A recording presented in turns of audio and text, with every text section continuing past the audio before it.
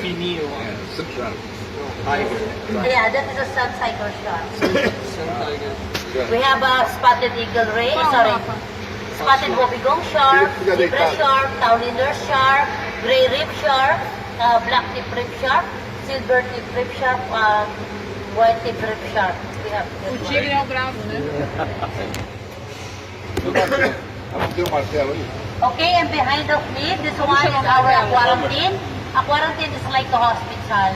So they are keeping the animals there if we have a sick or injured. So how you will know the sick is sick, the fish is sick, so their behavior is the same of the human. So once you see the animals, they cannot keep very well. They are always lying on the ground. So this is one you will notice maybe they have a sick animal. So they are collect them, they will keep it inside our quarantine to give in the medicine until they heal.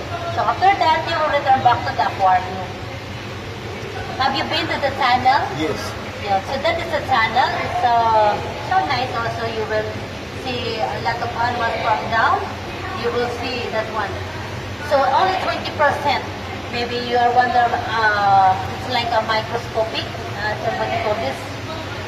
I forget. It's a 20%. From here, you will see exactly the size of the animal. Okay, so now, Você vê 20% também? okay, so right now, we will talk about how to clean this aquarium. So maybe you are wondering about how you clean this main tank, the water.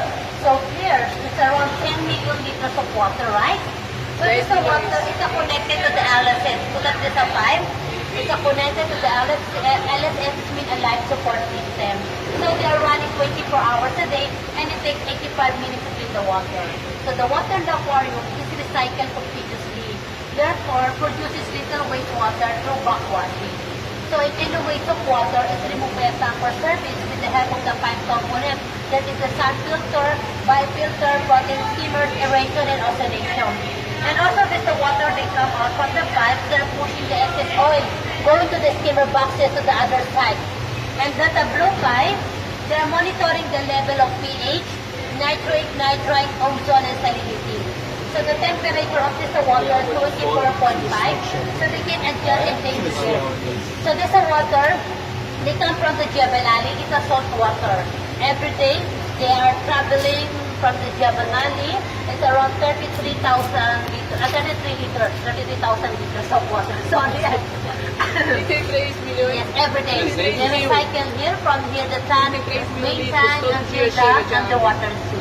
Chega. E deve evaporar muito. And the waters go where? It goes. They are recycled, man. Yes. São tudo reciclado. They are What continuous did that recycled put here? until the underwater zone. That one, all connected there.